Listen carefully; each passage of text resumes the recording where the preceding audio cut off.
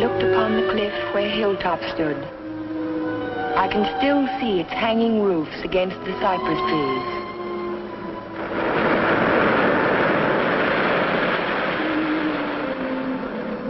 But Hilltop is no more. There is only a scar of jutting rock where once its windows glittered in the California sun. My Aunt Amelia's house still stands next door. I was a welcome guest within its walls, but to me it will always be a house of fear. I was afraid that Sunday morning in September. I was afraid before the doorbell rang.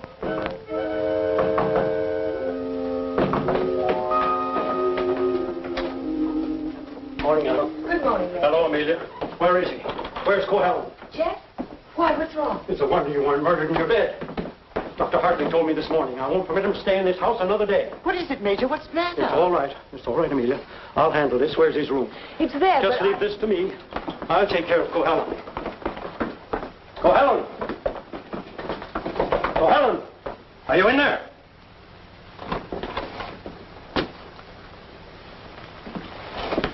He's gone. He can't be. He said last night... Well, I mean, he must be around somewhere. I'll search the place from top to bottom. Would anyone mind telling me what all this excitement is about? You've been harboring a dangerous man. A man who is... Wouldn't it be fair to Jeff if we waited until we find him and then he can speak for himself? Well, by all means, find him. But where? Well, supposing I look in the garage and see if his car's still there. Just what did Dr. Hartley tell you?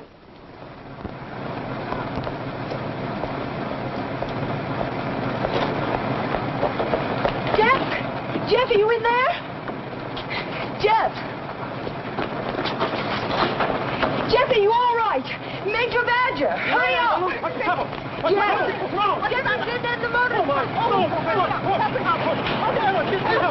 Stay out there, Amelia. Come in here, oh, no. We must see what happened to that little boy. Gotta get him out in the air. Amelia, phone for an ambulance. Yes, I will. Come on, Ellen. Right grab away. his shoulders. You grab his legs. You get him out in the air. Come on. Jeff, if only I had listened to the doctor. If you had only listened to him on the train. There was something wrong even then, something terribly wrong.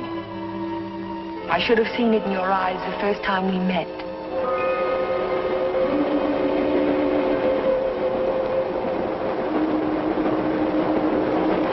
Well, hello, Jeff. Oh, hello, Doc. Patient in Los Angeles, or were you just doing the town? Oh, medical dinner at the Biltmore last night. What have you been up to? I spent a couple of days at the General Hospital.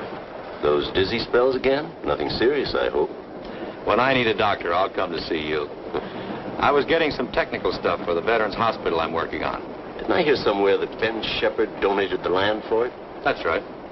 Join me in a cup of coffee? No, thanks. I've just had breakfast. I'll see you later then. Oh, Jeff, Yes? I don't like those recurring periods of depression of yours. Why don't you come in and let me give you a checkup? One of these days.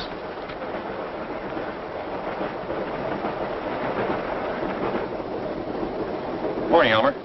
Oh, good morning, sir. How about a little breakfast? You can start me off with some black coffee. Yes, sir.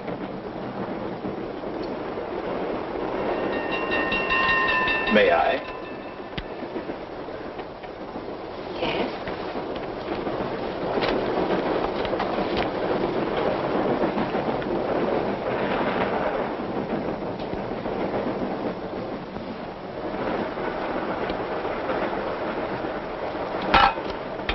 Oh, sorry.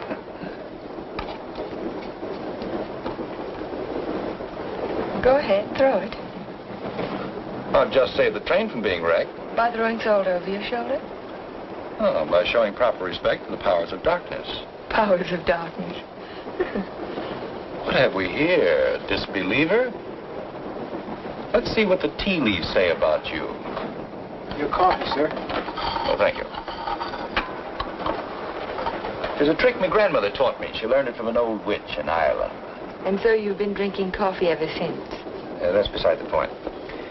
I see your name scribbled on the bottom of the cup. It starts with an L, doesn't it? It does not. Ah, but it does. The tea leaves never lie. I see it now. L-N. Your name is Ellen. Isn't it? Yes. You'll not be so quick to scoff now, will you? Now, let's see where you're from. I see a large body of water. Not so large as an ocean, but the next thing to it. Now, what could that be? Lake Superior. It's the largest lake in America. Then you're from Lake Superior? From Minnesota. Now we'll go into your destination. It's Pine Cliff, of course. You wouldn't be on this train. But where in Pine Cliff? I see here an old woman and the letter A. Now, let me see. The old woman is standing in the garden and she's talking to her neighbor. So you're going to the city, she says. And what train will you be coming back on? Saturday's train, he says. Then you'll have a pleasant companion, she says, for my niece Ellen is coming to visit me and she'll be on Saturday's train. You see, the tea leaves never lie. And neither do the tea bags. But how will I know her, I says to Amelia. Sure, now, she says, just look around the parlor car and the prettiest girl there, that'll be Ellen Foster. You're a real Irishman, aren't you? You've obviously kissed the blonde stone. Kissed it, she says. I wear it on my watch fob. And just from what part of Ireland do you come? Flatbush.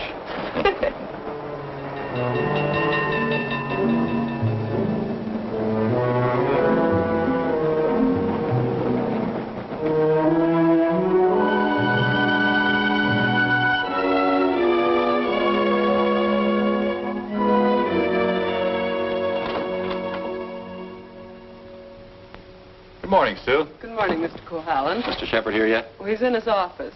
Thank you. I think this would be an ideal site for the beach club, don't you, Keith? Yeah, it certainly would, Ben. Busy, Ben? Oh, come right in, Jeff. Well, we bring the road in here and divide this section into 2-acre lots. Hold out this area for the golf course. Hi. How are you, Ben? Hello, Jeff. How was the trip? Fine, thank you. I bought you a little present while I was in Los Angeles. Found it in an antique shop. Hi, Jeff. Parents? It's a map of an old Spanish land grant. Say, that is an antique. Here's the Ibarra territory. My grandmother's grandfather, he lived right there. That was before California was a state, wasn't it, Ben? It certainly was. I keep forgetting how long your family's lived here. Only since 1820. Really? Come in. Pardon me, Mr. Shepard. What is it, Mac? Well, Sue told me you were in here. Did you take any blueprints with you when you went down to the city? No, why? Why, the rear elevations are missing. They can't be. I put them in a file Thursday. Well, they're not there now. Well, they must be. Come on, I'll help you look for them. See you later, Ben. Thanks for the map, Jeff. Glad you like it. Jeff seems to be getting awfully absent-minded lately, doesn't he? Well, the boy works too hard. Maybe so, but... Say, that's quite a map, isn't it? Oh, it's a beauty. Look, here's our beach. That's the old Spanish name for it, Costa del Rey, the Coast of Kings.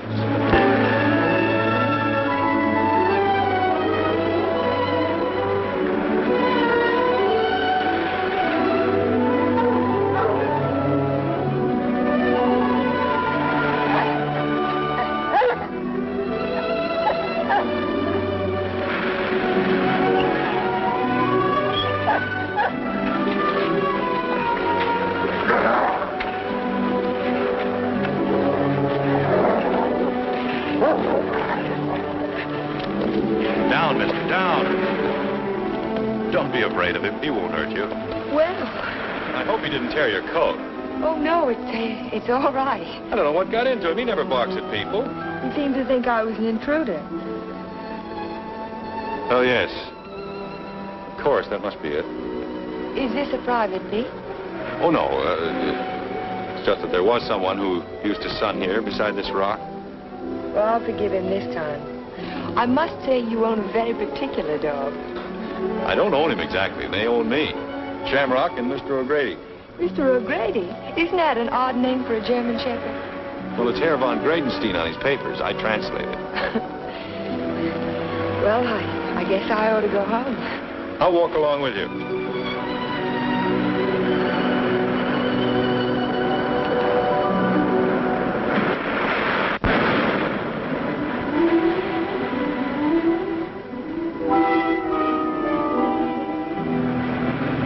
What an amazing house.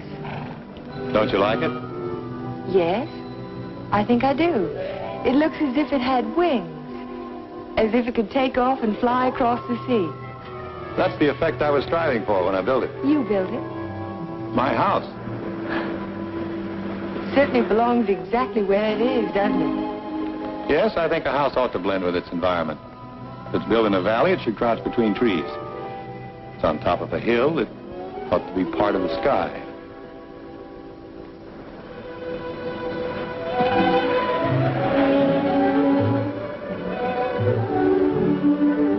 As soon as I put Shamrock up, I'll walk the rest of the way with you. It's nice of you to insist.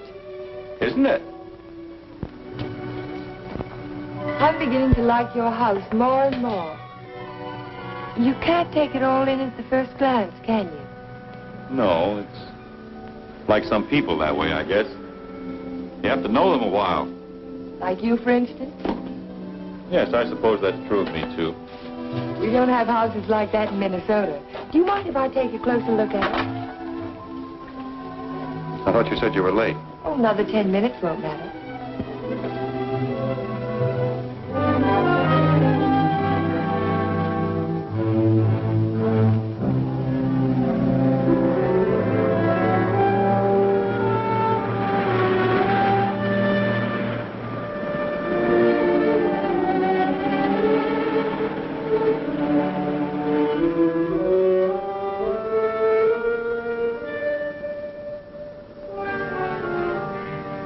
May I go in? Why, of course.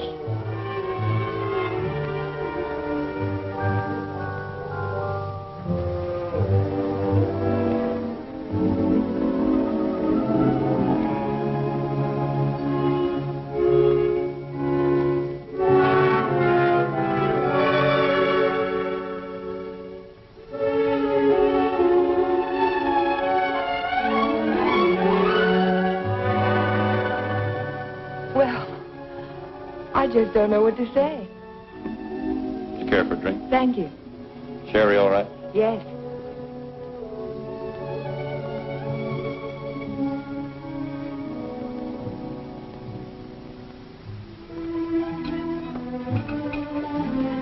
What an unusual picture.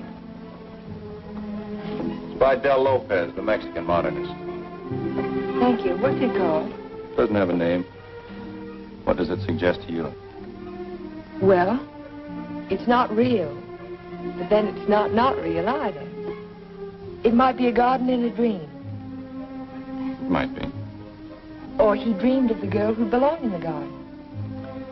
That's pretty good.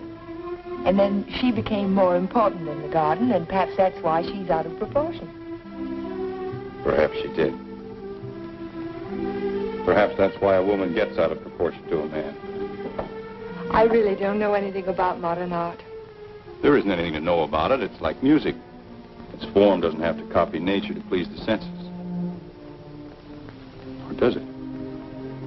We were talking about art.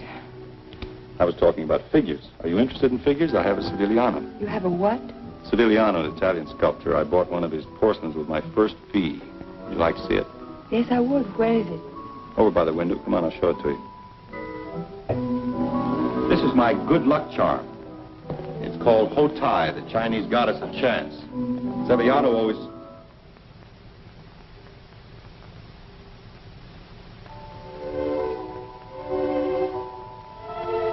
Oh, Jeff, I'm terribly sorry.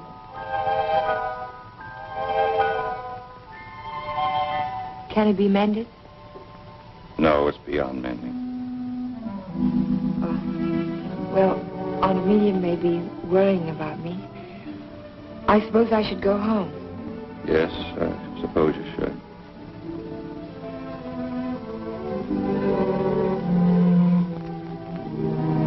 Goodbye.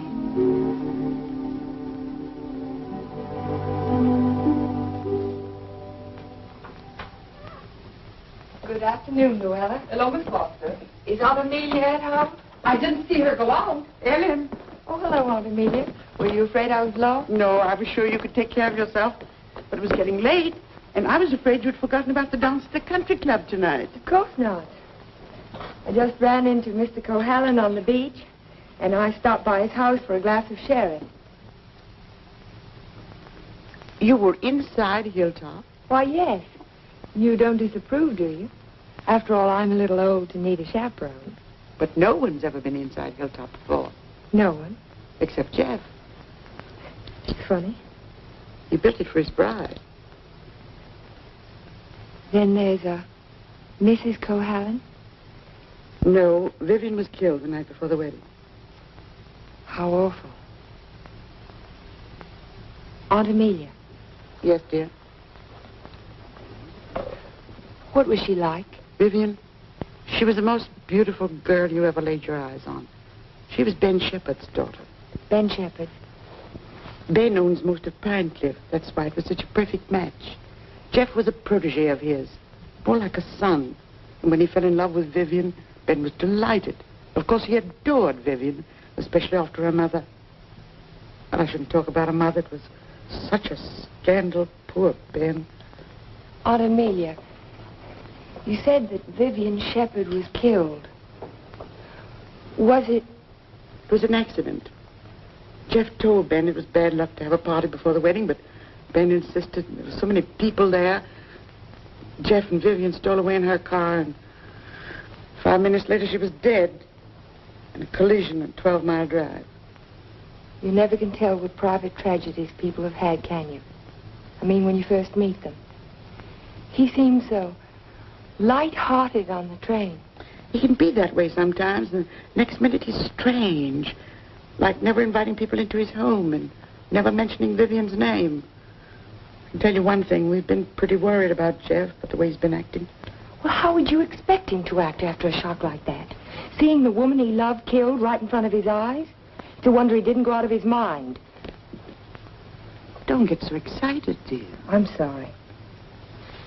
And don't get too interested in Jeff Cohalan. There are other attractive men in Pine Cliff. Oh, men who aren't... Men who aren't what, Aunt Amelia? Well, after all, he has had a tragedy in his life, and it's only a year ago. Hadn't we better get dressed? Yes.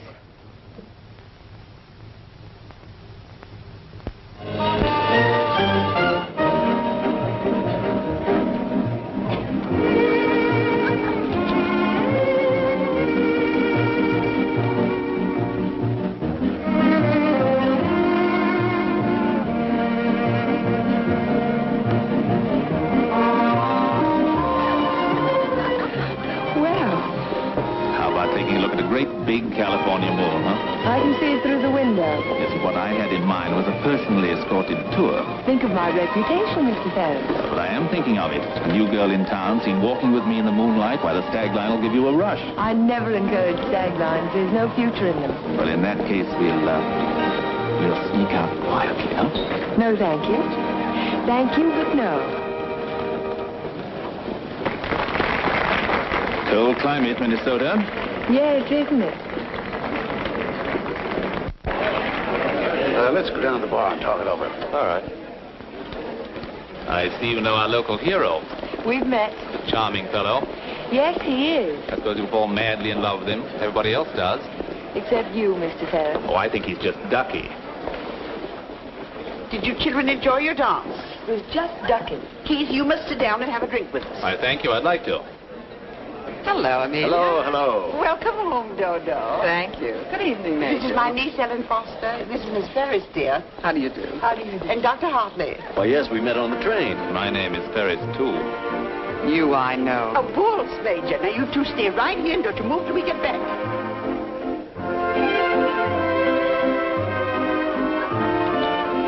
Miss Foster, the only dance I know is a waltz. Will you risk it with me? I'd love to, Dr. Hartley.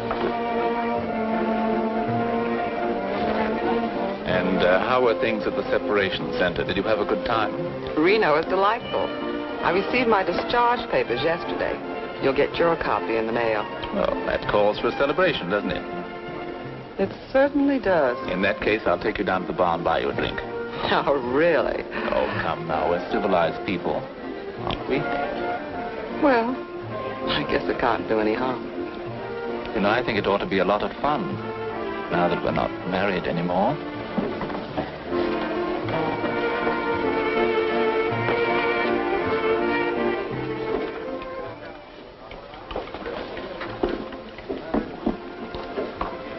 What do you think your chances are? Ben, I built more hospitals in the South Pacific in 1 year than the average architect will see in a lifetime. The only competition I'm worried about is Talbot and Talbot. Huh? Not that I can't compete with them professionally, but they seem to know how to play the political side of it. Well, that won't count here. I hope not. Anyhow, I'm indebted to you for a crack at it.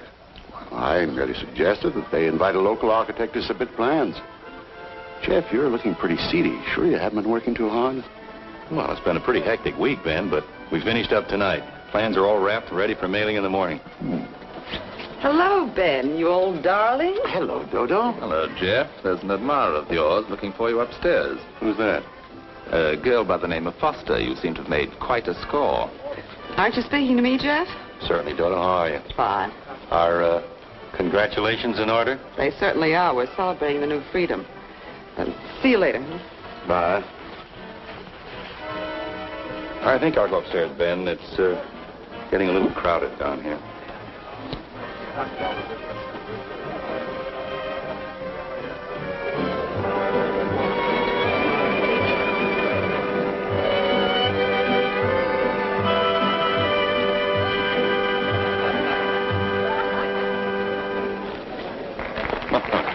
Too long? I'm completely exhausted.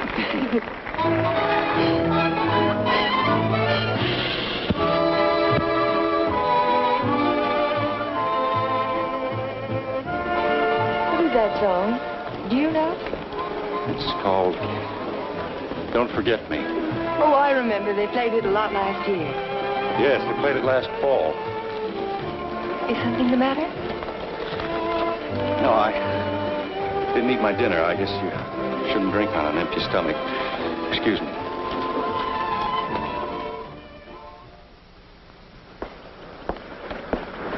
Here, Butch. Such a little animal, and yet he's got an appetite as big as mine. Well, Jeff wasn't an actor. Well, maybe he left early. But he looked so worried last night. Well, supposing he's ill and there's no one to take care of him. After all, dear, Jeff's a big boy now. Oh, how nice. We're invited to Ben's fiesta next week. He gives one every year. I think I'll walk over and make sure he's all right. Who, Ben?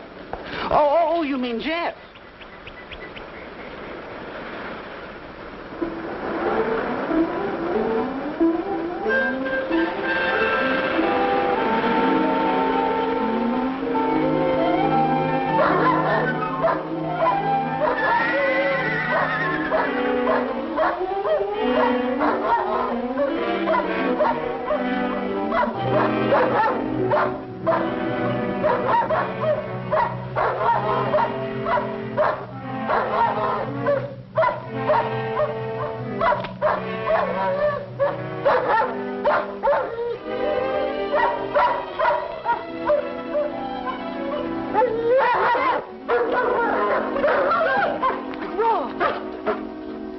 Look at his right front leg.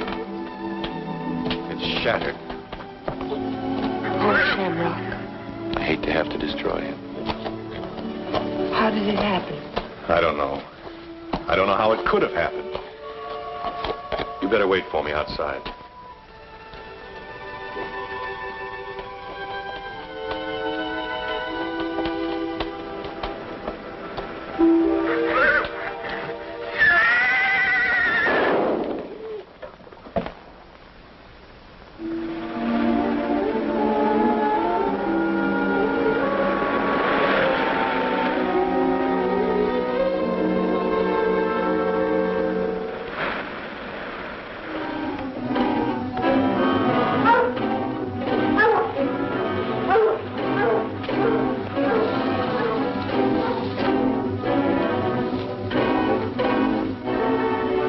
Which way he went? Who? The man. What man? He was hiding in the bushes. Didn't you see him? No. I only saw some branches move, that's all.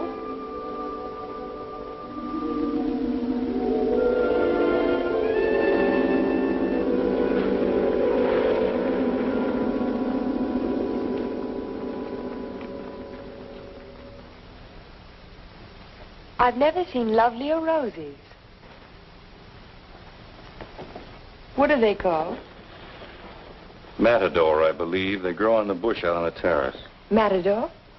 Of course, after the color of the bullfighter's cape. Or the bull's blood. Jeff, I'm so sorry about Shamrock.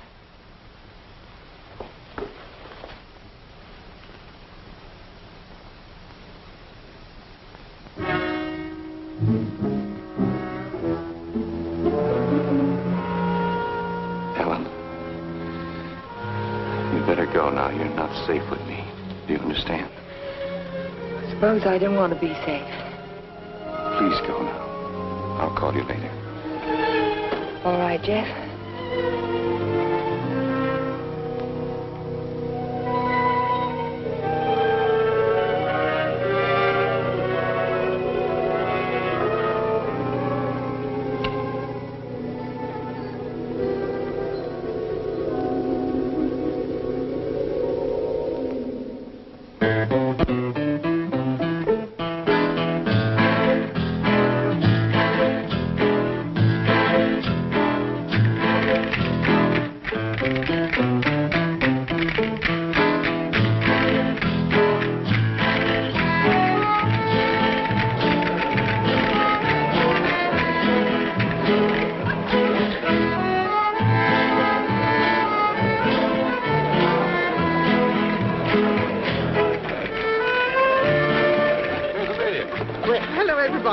Ben, this is a wonderful part. Oh, thank you, Amelia. Tell me, have you seen the Major? Yes, he's right over there. Thank you. Excuse me, please. Certainly.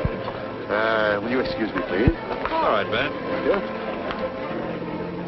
Major, I wonder if you could tear yourself away from these charming people and come and speak with Mrs. Atkinson. She's dying to talk to you. You know, for a woman 90 years of age. Go ahead. Tell me, what does a certified public accountant do? Especially a pretty certified public accountant. I compile actuarial tables for an accident insurance company. What are the odds against a man fracturing his arm? That sort of thing. Oh, what are the odds? 90 to 1 that you won't break your arm this year. Well, that's good. But if you do, it's 2 to 1 that it'll be the right arm. Or have you noticed that in your practice? No. What I've noticed is that my patients have all their fractures just when I'm ready to sit down to dinner.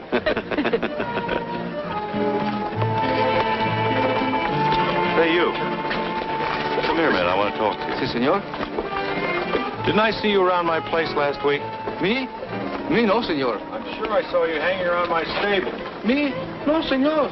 Some other fellow, but not me. Just a minute. All right, go ahead. Well, I wonder what that was all about. Oh, the morning after the dance, I went over to see if Jeff was all right, and there was a prowler behind a bush. Did you see him yourself? No, but Jeff did. Oh. Cigarette? Thank you. Did you ever compile any figures on the incidence of mental diseases for your insurance company? No, they weren't on our list. Interesting subject. Who's sane and who isn't? Hard to tell sometimes. Do you know anything about paranoia? It's a form of hallucination, isn't it? Delusions of persecution. Starts with an inability to withstand stresses. Normal person experiences misfortune, throws it off sooner or later. But if a person is psychotic to begin with, he may start to imagine things. He might even begin to imagine there's a conspiracy against him. That's when he gets dangerous. Do you have a specific case in mind, Doctor, a person that you're treating? No, it's out of my field. I'm a general practitioner, not a psychiatrist. Senor Doctor. Yeah. Lady call on telephone, very sick. You come right away? Did you get the address? Si, senor. Oh, thank you. Forgive me, please. Of course.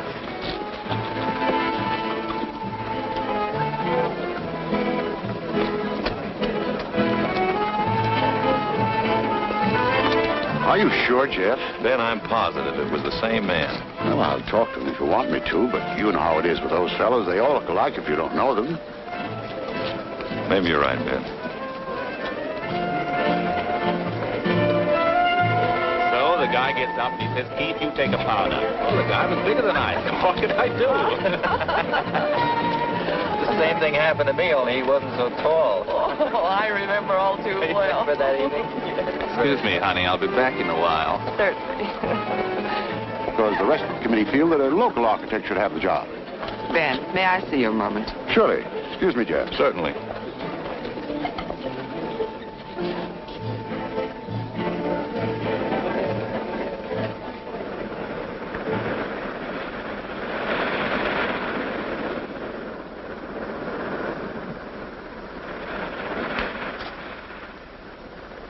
Well, if it isn't Miss Icicle from Minnesota. Good evening, Mr. Ferris. Call me Keith. It was nice of you to find this secluded spot. Are you always this way when you've been drinking? Oh, now, this Miss Prim and Proper business didn't fool me for a minute. I spotted you the first night. Don't. You don't have to pretend, honey. Just relax and enjoy it. Stop it. You kidding?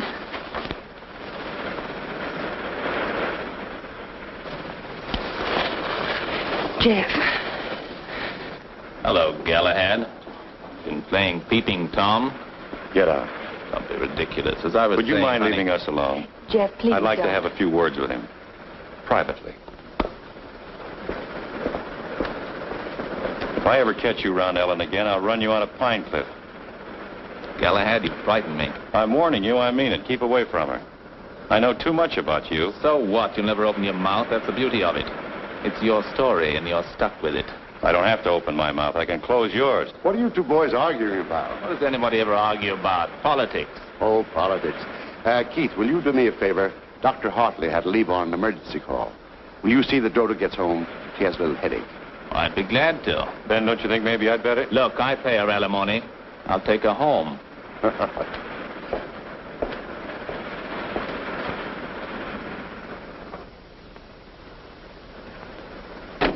It was a lovely, lovely party, darling. I'm glad you enjoyed it.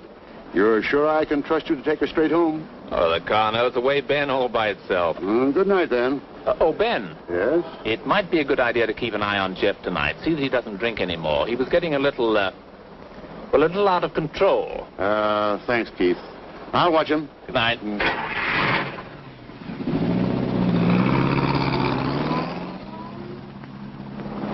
Still cutting the lad's throat, I see. An inch at a time. Every little bit helps. Helps what? Or is it just pure meanness on your part? Don't be stupid. Ben hasn't any heirs, has he?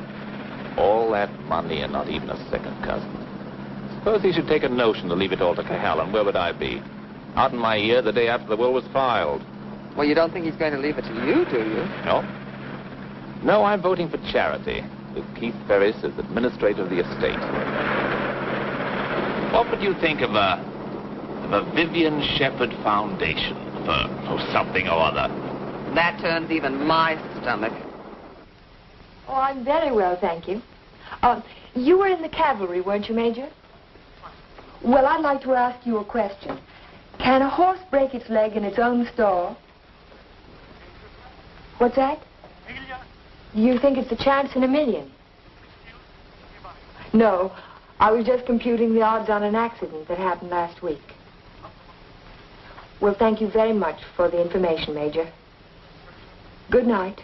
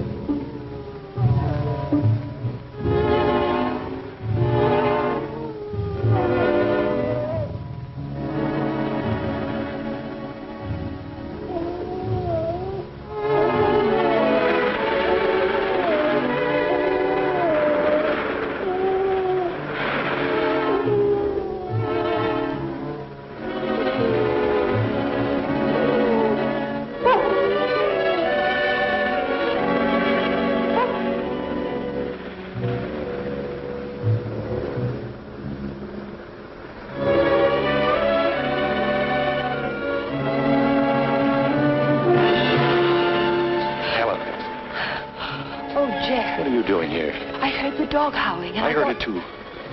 Could you tell where it came from? No. It's around here someplace, but I can't locate it.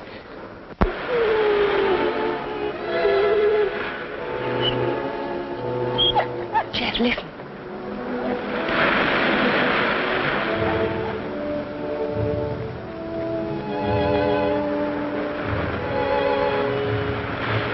What's the matter, mister?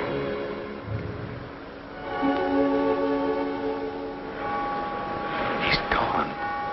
Oh, Jeff.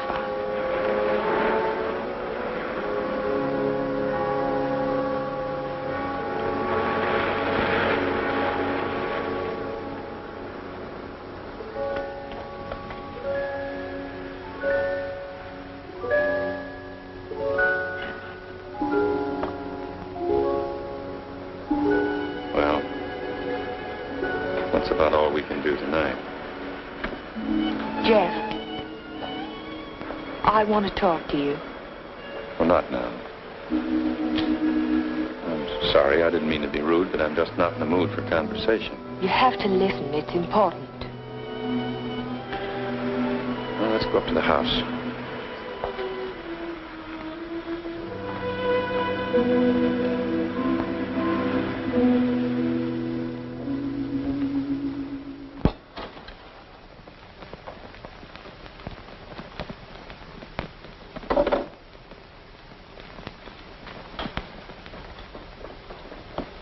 All right, let's have it. I talked to Major Badger tonight.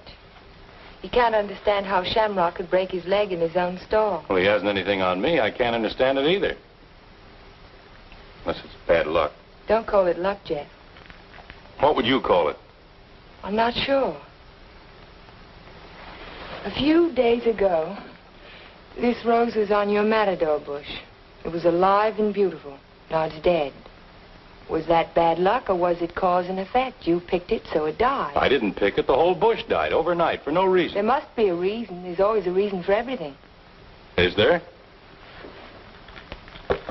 Maybe you can give me a reason for this. Take a good look at it. It looks different.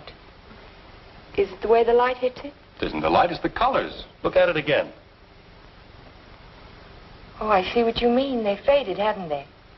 All the life's gone out of it. Your rose bush died. Your painting fades. But have you ever had a common, ordinary fall, Jeff? What do you mean? 65% of all accidents are falls. Falls down a flight of steps, falls out of a tree, falls off a ladder, or in a bathtub. But nothing of that sort ever happens to you. It's too ordinary. Your kind of accident has to be unique. What are you driving at? Your bad luck, Jeff. It's a little too bad to be true. Your porcelain figure fell off the table while nobody was in the house. Shamrock broke his leg while he was in his own stall. Now your picture fades. It's too bizarre, Jeff. The impossible can happen, but not over and over again. Are you trying to tell me they didn't happen? No, they happened all right, but it wasn't luck. Can't you see the pattern that runs through all your accidents? Shamrock, Mr. O'Grady, your picture, your statue, your rose bush, and the collision on the highway last year. That's when it all began. 6 accidents, and every one of them killed something you loved. Do you know what the mathematical odds are against a run like that? 1 billion to 1. Are you telling me they weren't accidents at all? No, I'm only trying to tell you that lightning can strike twice in the same place, Jeff, but not 6 times. You mean you think that all of these things have been planned by someone? Someone who hates you, who's trying to destroy you. Who could it be, Jeff? I don't know. We'll find out. We'll go back to the beginning, the night that Vivian was killed. We'll talk to the policeman who reported the accident. We'll find the garage they took the car to. We'll ask 1,000 questions about the accident and about Vivian. Ellen. We'll start tomorrow morning. We'll look for witnesses. Ellen, wait a minute. Perhaps the ambulance driver will remember something. I'll find him and I'll talk to him. You won't talk to anyone. Well, why? Why won't I? Because I don't want you to. But, Jeff... Listen to me. I don't want you asking questions. I don't want you investigating anything. This is my affair. I'll handle it my own way. I was only trying to help you. Well, now you've let me know where I stand. You don't want any help from me. All right, then, do it your own way. Ellen, listen to me. Just don't let any black cats cross your path. And if you see a horseshoe, pick it up and spit on it and throw it over your shoulder. That ought to take care of everything. Ellen.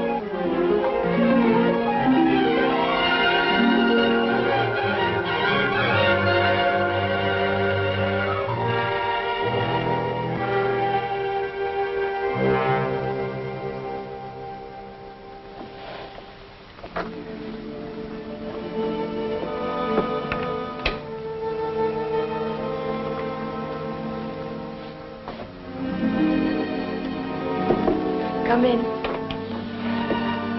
Hello, Aunt Amelia. You didn't tell me good night, dear. I'm sorry. Is anything wrong? No, there isn't anything wrong. There isn't anything right either. I saw you come home. You were at Jeff's again, weren't you? Yes. I don't want you to think I'm an old busybody, but I'm all the family that you have, and it would help you to talk to someone. What is there to talk about? He doesn't love me. He never will. He's in love with a memory. I tried to warn you to be sensible. Sensible. I love him. I've got to help him if I can, whether he likes it or not. I know. Good night, dear. Good night, Aunt Amelia.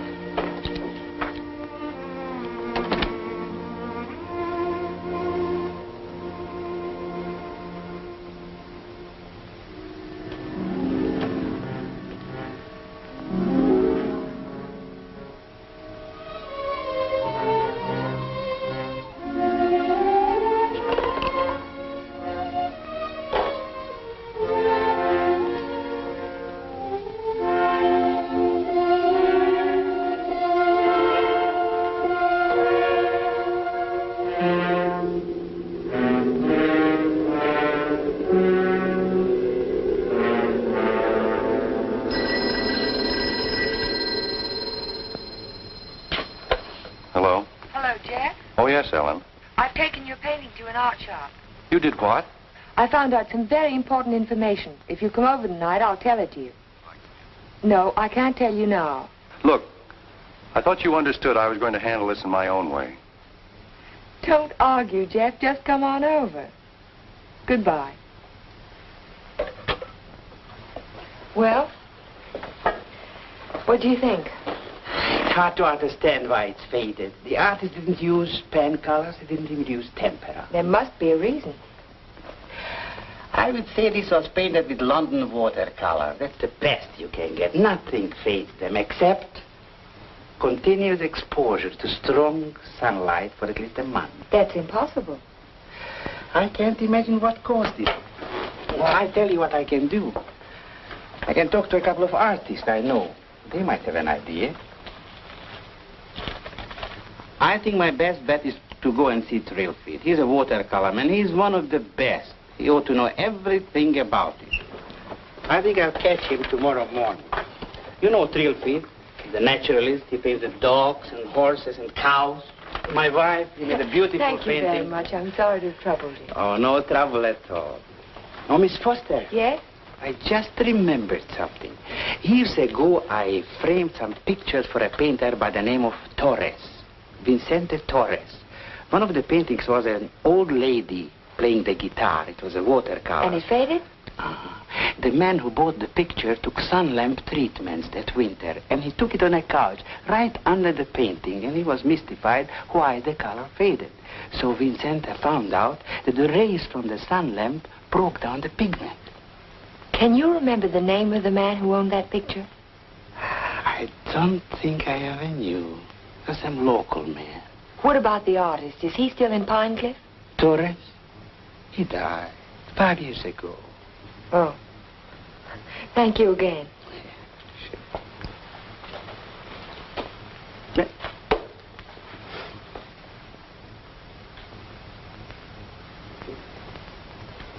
Very strange. Have you told anybody else about this? Of course not. But someone in Pine Cliff knows that you can fade the colors out of a painting by turning a sun lamp on it. If we can find out who owns that picture, Jeff, the portrait of the old woman with the guitar... What would it prove? If somebody wants to destroy a painting, there must be 100 easier ways of doing it. That's not all. Read this.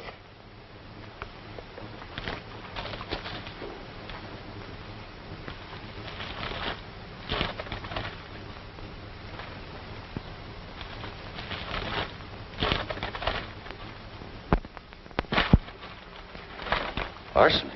In the soil underneath the matador bush. I dug it out this morning. Enough arsenic to burn out the whole root system. It didn't get there by accident, Jeff. Someone put it there. Someone who knows how to poison a rose bush. Or a dog. Or a man's life. Would you really like to help me? You know I would. And forget it.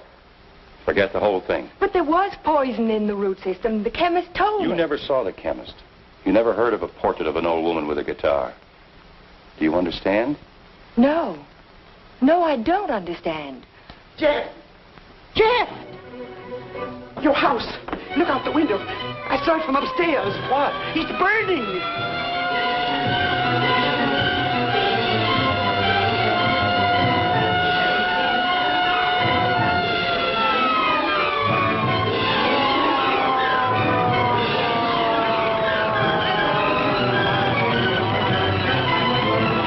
Sorry, we won't be able to save much, Mr. Cohalan. The fire's got too big a stern. Everybody stand back. Out of the way, please.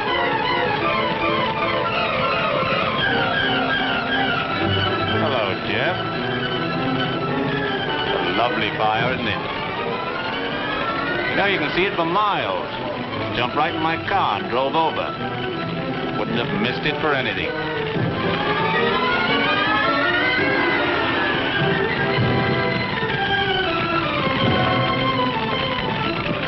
So sorry, Jeff. Such a beautiful house. I'm glad it's gone.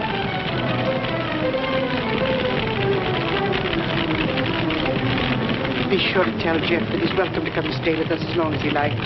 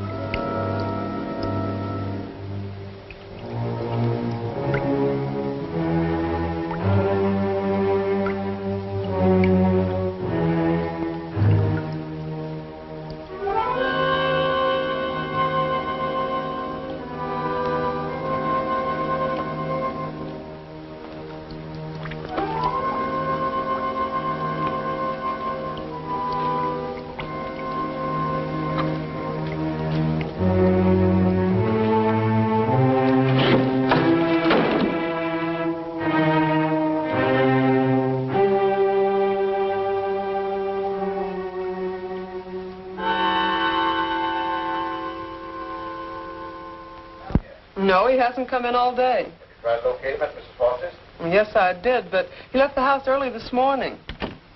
Well, wait a second. Here he is now. Good, good. Have him come right in. Mr. Shepard wants to see you. So I hear. He'll be right in. Thank you. He's here now, Stacy. Hello, Ben. I didn't mean to keep you waiting. It's quite all right, Jeff. I'm terribly sorry about what happened last night. I know you are, thanks. I wouldn't bother you about anything today ordinarily, but Mr. Rogers just came to town. Stacy Rogers, chairman of the hospital committee. Oh, of course. How are you, sir? Glad to know you. This is the Jeff Cohalan I recommended to you. Yes, we examined your plans last night, Mr. Cohalan. Good, clean, modern lines. Thank you. I'm sorry we couldn't give you the job. You couldn't what? I was just about to tell you, Ben. We decided on Talbot and Talbot. You did? Well, this is a surprise, Stacy. Which was it, Mr. Rogers?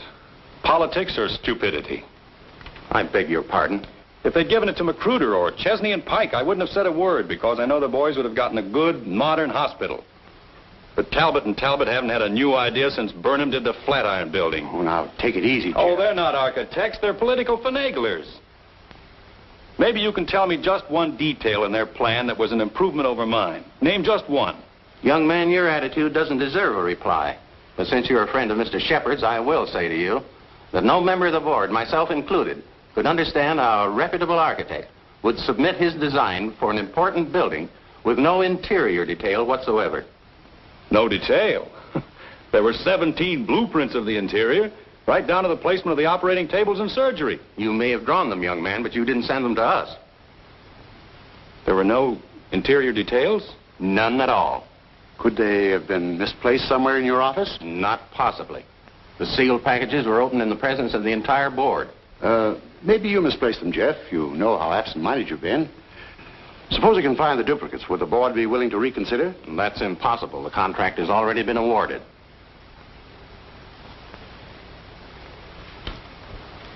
Well, this is quite a shock, Stacy. I felt sure that Cohalan would get this job.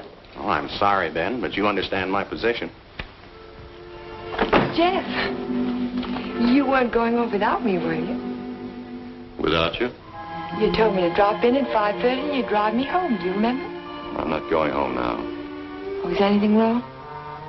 Everything's wrong. Come on, let's get out of here.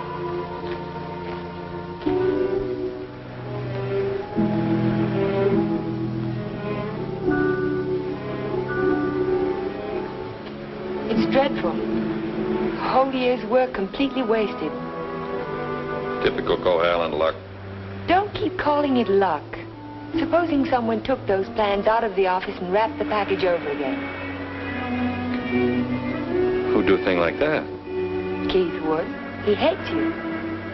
He hates everybody. There's something twisted inside of him. It would take a psychiatrist to explain it. And why does Mr. Shepard keep him on at the office? He doesn't know what he's like. Dodo must know. She acts as though she's still in love with him. There are women who love men like Keith. Take a psychiatrist to explain that, too. It's getting kind of late. I'd better drive you home.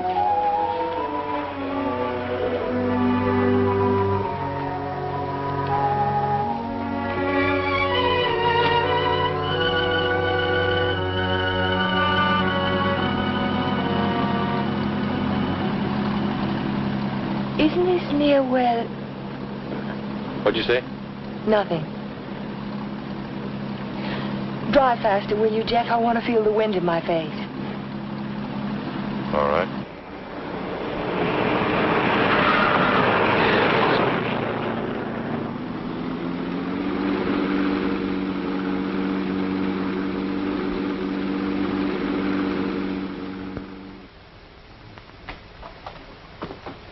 Here you are, Miss Foster. 296 Hall Street, Fall River, Massachusetts. Thank you very much, Sergeant. Just one thing more. The accident happened on 12 Mile Drive, didn't it? That's right. Just 3 miles from Pine Cliff. Thank you very much. Traffic department. Miss Foster. Who? Just a minute, please. Oh, Miss Foster. It's for you. For me? Hello? Miss Foster? This is Dr. Hartley. Oh, hello, Doctor. How on earth did you know I was here? My office is just across the street. I saw you go into the police station as I parked my car. Are you in trouble, Miss Foster? In trouble? Why, no. I mean, not exactly. I think you better drop into my office. Can you come over right away? Well, I have a long-distance phone call to make first. Well, just as soon as you complete your call. Yes. I think I could come by in about 20 minutes. Thank you.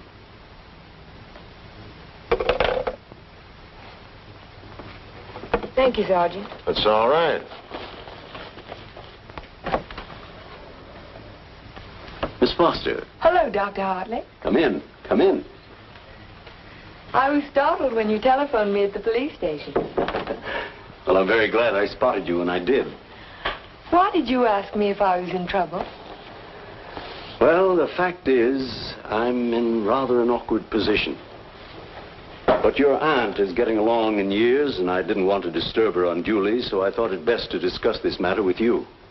Sit down, sit down. Thank you. Yes, Doctor? Since I'm your aunt's physician, I feel it's my duty to inform you that she isn't safe. That neither one of you is safe, for that matter. So I wanted to get your permission to speak to your house guest, to ask him to move to a hotel. But I don't understand. What has that to do with my aunt's safety? Yes, I was afraid you'd ask me that. The fact is, you're forcing me to take an unethical action. The man isn't my patient, and even if he were... Whatever it is you're trying to say, Doctor, why don't you just go ahead and say it? Yes, you're quite correct. I'll come to the point. Let me say that I believe your house guest, Mr. Cohalan, is definitely paranoiac. He seems to have all the obvious symptoms of delusions of persecution. If that's true, then you and your aunt are in a hazardous position.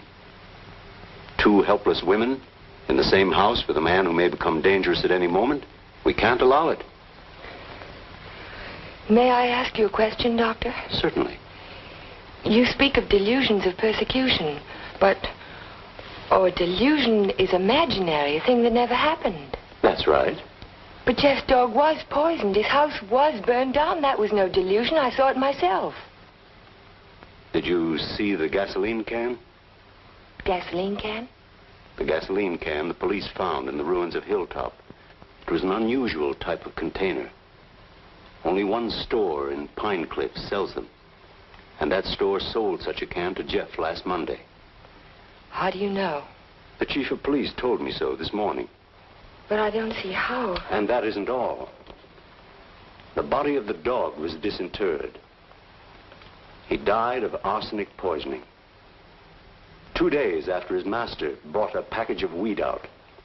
Are you trying to tell me that Jeff burned down his own house, that he poisoned his own dog? That's impossible. No man in his right mind... Exactly. No man in his right mind. But why? Why would he do a thing like that? Listen. Listen to this.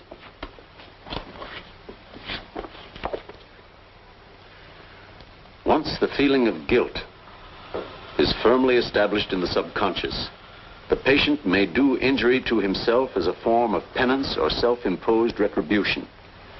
Such actions may be taken without conscious volition and will often disappear entirely from the memory stream, so that the patient is later unaware that his injuries were self-inflicted. That's my theory, that Jeff is suffering from feelings of guilt, and he's unconsciously punishing himself for it. Guilt? You keep talking about guilt.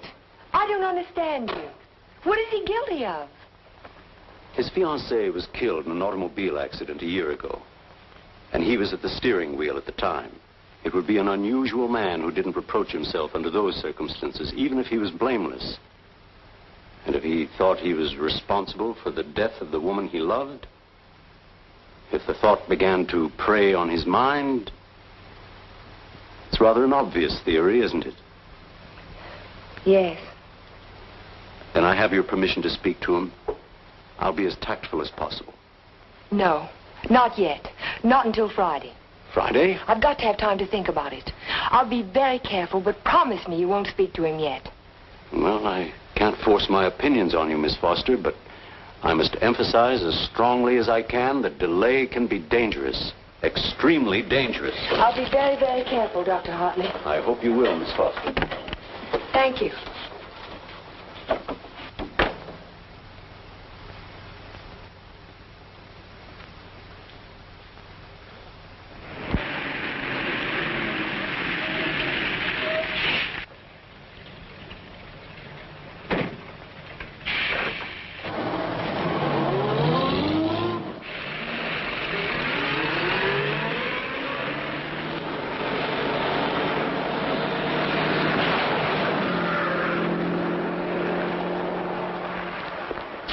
That man must be crazy.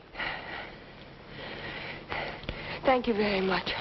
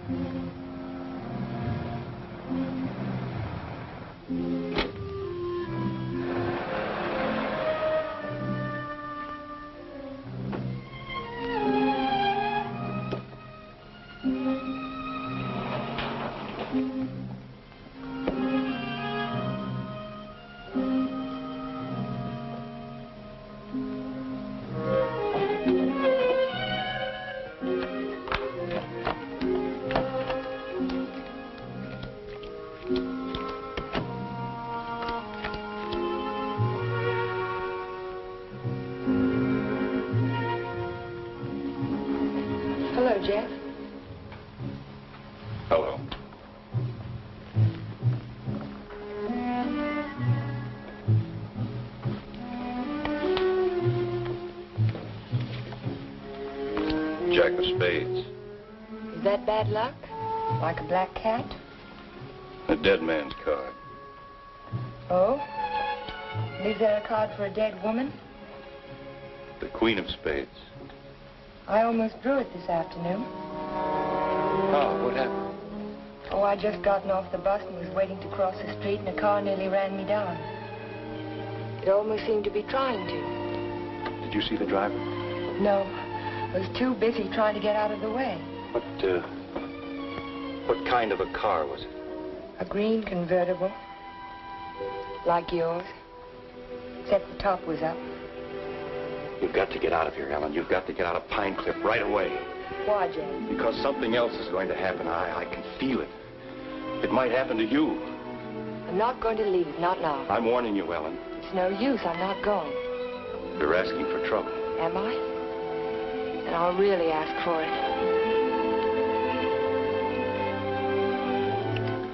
Watch yourself closely. Watch yourself every minute. Don't trust anybody. Not even you? Not even me. Well, I think I'll go to bed now. Major Badger said he'd come by in the morning and take us to church. You won't forget what I said. You'll be careful. I'll be careful.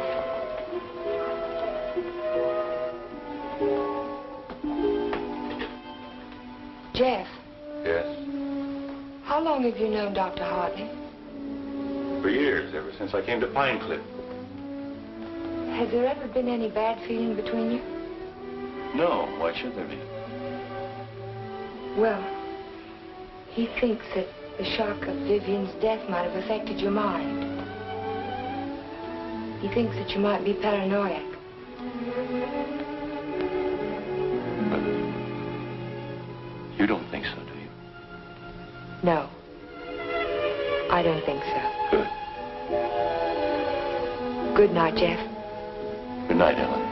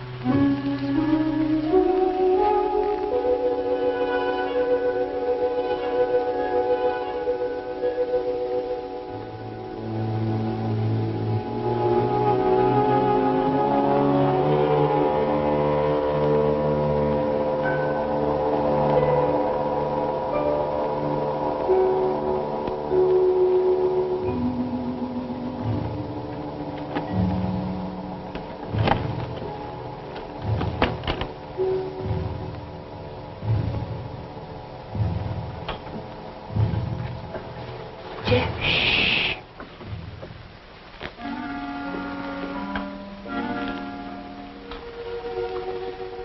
I had to see you again.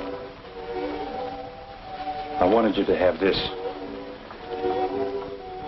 Don't be afraid to use it if you have to. I want you to wait for me tomorrow morning.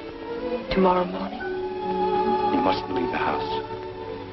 You mustn't leave the house without me. Promise you won't. All right, Jeff. I promise. You won't forget when Major Badger arrives? No, I won't forget. Good girl. Good night.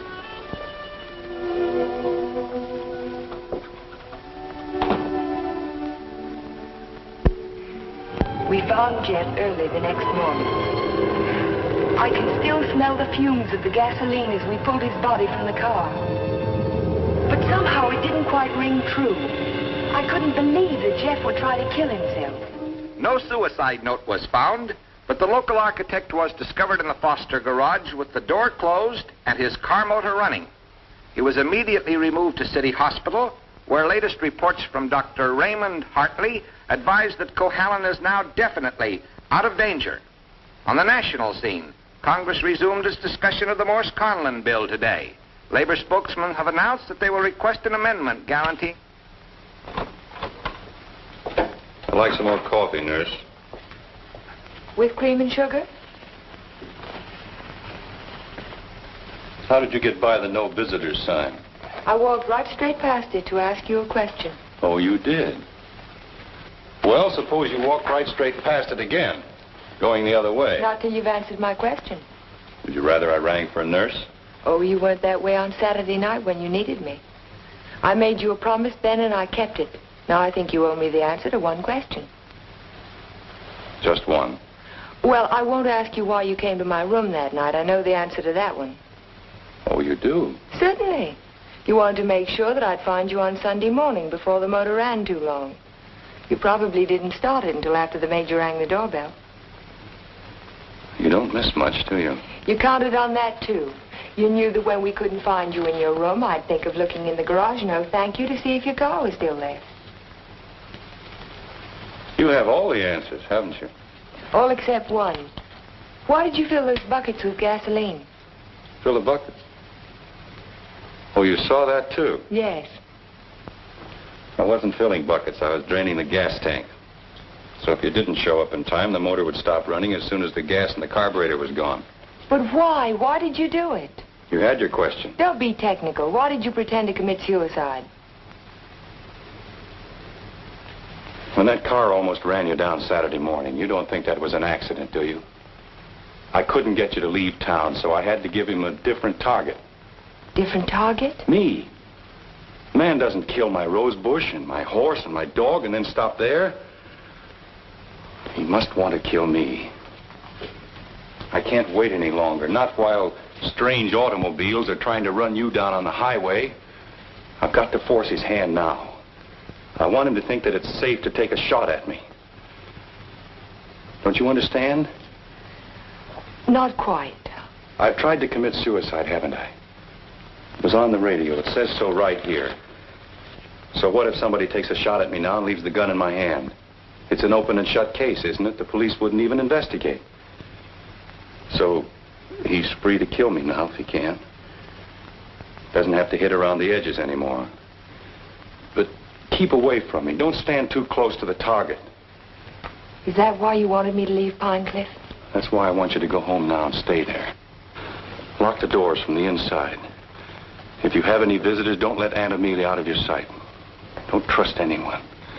Where will you be if I want to find you? I don't know, but I have to get out of here. I can't wait for him to make the next move. I've got to get out and go after him. You say the exhibit was in 1939? The summer of 39. I ought to have that catalog somewhere.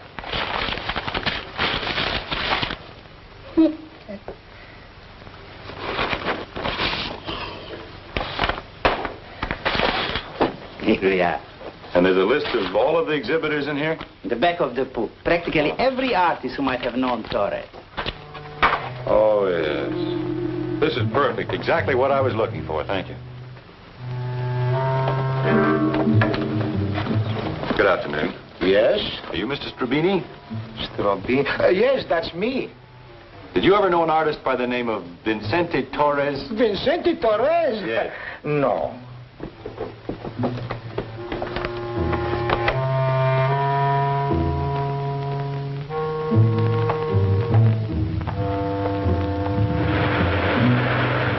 Vincente Torres? Certainly I knew him well. Watercolor man. No sense of depth. Do you recall a painting he did, a portrait of an old woman with a guitar? An old woman with a guitar? Don't believe I ever saw it.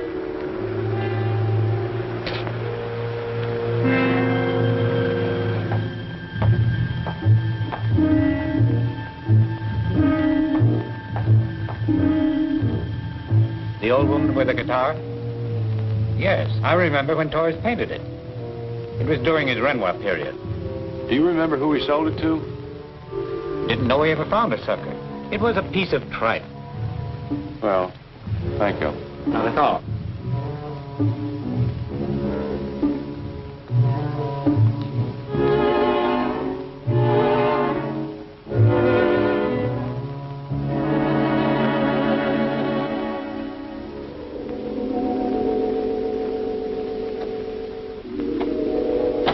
Why, Mr. Cohalan, Hello, Sue.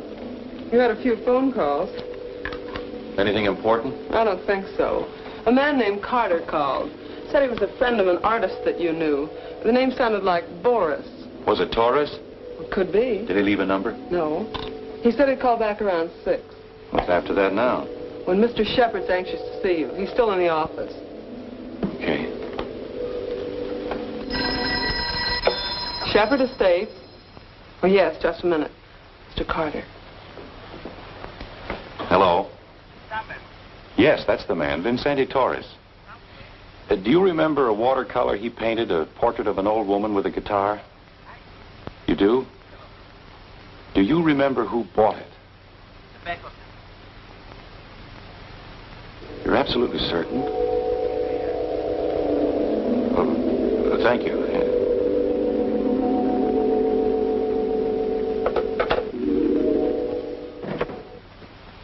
Oh, you're just the man I've been looking for. They wouldn't let me in the hospital, and you seem to have disappeared since you got out. Well, I had some important things to do, Ben. Well, anyhow, you're here now. That's the main thing. Of course, I know it was an accident, boy. You couldn't have done it deliberately. Couldn't I? Of course not. But just the same, you've been overworked lately. You're looking all fagged out. It's time you took a rest. Yes, I could use a rest. A nice long rest. Just what I had in mind. As a matter of fact, I'm tired myself. That's why I'm thinking of taking a trip. See something of the world before I get too old. Sounds like a fine idea, Ben. It'd be a good idea for you too, Jeff. Why don't you come along with me? The two of us could have a pleasant time together. Leave all our worries behind and take things easy for a while. What kind of a trip were you thinking of, Ben? I haven't made up my mind. Where would you like to go? Oh, an ocean voyage might be nice. If the ship had a low rail and a long drop to the water. Or Niagara Falls might be handy, or the top of the Empire State Building. Don't talk like that, Jeff. Don't even think of such things. I wasn't thinking of suicide, Ben. I don't expect to jump. I expect to be pushed. You're crazy, Jeff. You're talking like a paranoiac. Where did you get that word, Ben? Did you read it in a book, complete with all the symptoms? I'm only trying to help you, but if you're going to take this... Sit down, Ben. Sit down and listen. You had all the tools to work with, didn't you? You're ranch hands who think you're a king, who'll do anything you tell them to. I was out your place yesterday, Ben, looking for Pedro. They told me he didn't work for you anymore. He hadn't since the day after my house burned down. You let him go, didn't you? After he'd done his job. I'm beginning to think the doctor's right. I'm beginning to believe you do have delusions of persecution. Paranoia, Ben. You learned the word. Use it. When did you first plant the idea in Hartley's mind? Did you say, I'm a little worried about Jeff, and tap your finger on your forehead? Jeff, I'm not going to talk to you any longer. You're not in your right. Not while you're in your present mood. I wouldn't do that if I were you. You haven't answered my questions, Ben. Are they too difficult? Let's see if you can answer an easy one. Whatever happened to that painting that used to hang in your living room, the portrait of an old woman with a guitar? Wasn't in the living room. It was in my study. Why? When'd you get rid of it, Ben? After it faded? After you found out what a sun lamp can do to a watercolor? Do you want to know who put me on your trail? You did yourself. When you tried to convince me I couldn't trust my memory anymore. I hate to say this, Jeff, but you can't trust your mind anymore. Can't I? I made a written list the night I wrapped the hospital plans to make sure nothing was left out. And 17 blueprints were missing when the package was opened by the state board. No one could have tampered with that package but you. No one else knew it would be on my desk overnight. I didn't know anything. Yes, you did. I told you. At the country club. You wanted to destroy my faith in my work, didn't you? It was the only thing I had left. Oh, Jeff, this is ridiculous. That's what I thought at the beginning. But once I began to suspect you, it all fitted together. I even remembered that your foreman was in the store the day I bought the can of gasoline. That gave you an idea, didn't it? Yes. It gave me an idea. How do you like your own medicine? How do you like waking up every morning wishing you were dead? Then you don't deny it anymore. No. I'm glad you found out. Because you can't do anything about it. Go tell somebody I poisoned your dog. Go say I burned down your house. You know what they'll think, don't you? They'll think you're crazy. I don't care about the others. It's what you think that's important. You've been like a father to me, Ben. In a funny kind of way, you still are. What made you change? What made you start to hate me? Was it Vivian? You killed her. I did everything for you that one man can do for another. And how did you repay me? You murdered her. Not murder, Ben. Not murder. A drunken man at the wheel of an automobile. What is he if he isn't a murderer? Can't go in there. Can't go in there. No. Ellen, what are you doing? Jeff. Mr. Shepard, this is Mr. Nelson of Fall River, Massachusetts. Last year he was driving through California, and when he reached Pine Cliff, he had an accident on 12 Mile Drive. Is this the man who was driving the car in which the girl was killed? Well, you said not to say anything when you paid my damages. Go ahead, answer. No. No, it wasn't. It was that fella back there.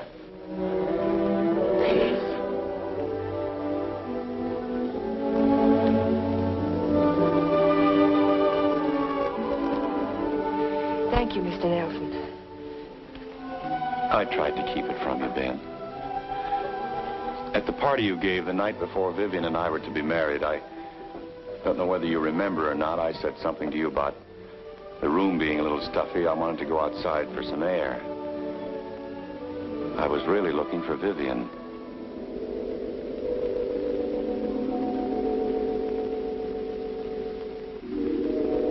I found her, all right.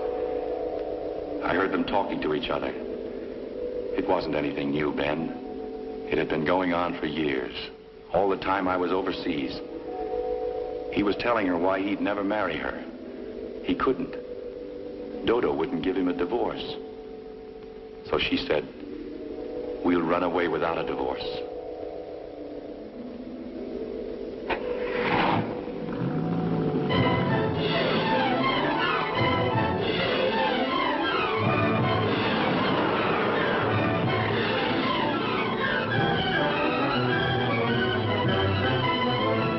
I followed them onto 12 Mile Drive. I didn't know where they were going, but I knew I had to stop them if I could. He was going as fast as the curving road would let him.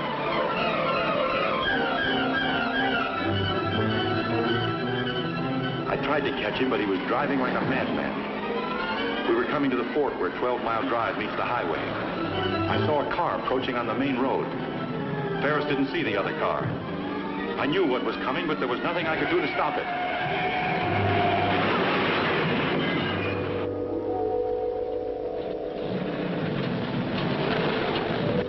I jumped out of my car and ran toward the wreck.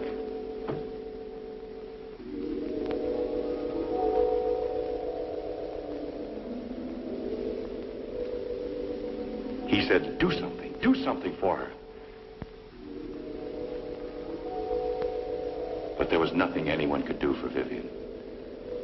There was only one thing left to do for anybody. I told him to take my car and get away from there.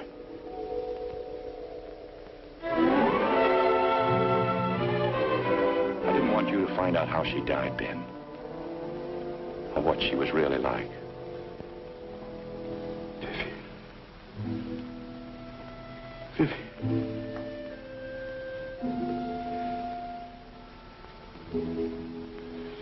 I'm sorry you had to know, Ben.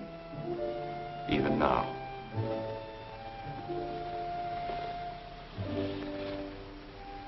Vivian, I always gave you everything you wanted from the time you were a little girl. You were all I had after your mother ran away. She was no good. I never told you that, did I? Your mother was no good. Now you want to run away, too. You're just like her. The same bad blood. Jeff, he thinks I know. I won't go through that again. I'll kill you first.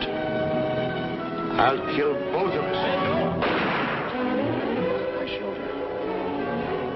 Ben, put down that gun. Put it down. She ran away. She ran away from me. Call Dr. Hartley. Well, you finally fixed me with the old man, didn't you? But you'll never get any of his money now. He's as nutty as a squirrel. Now get out of here. Get out of Pine Cliff. If I ever see you again, I'll kill you. Dr. Hartley, this is Ellen Foster. Will you come over to Mr. Shepard's office right away? Yes, it's urgent. Thank you. It's all right, Ben. Everything's going to be all right.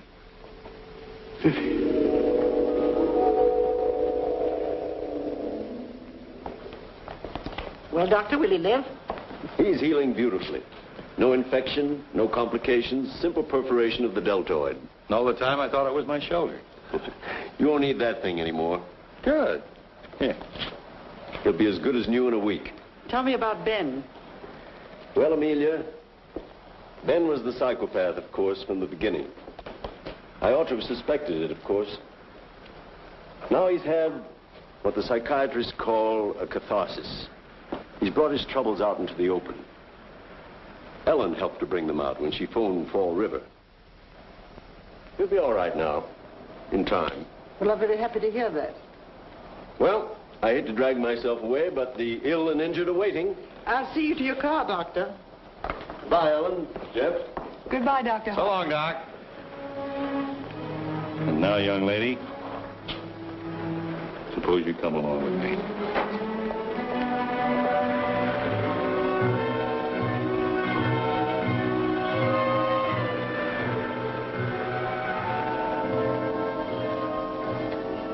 Ellen.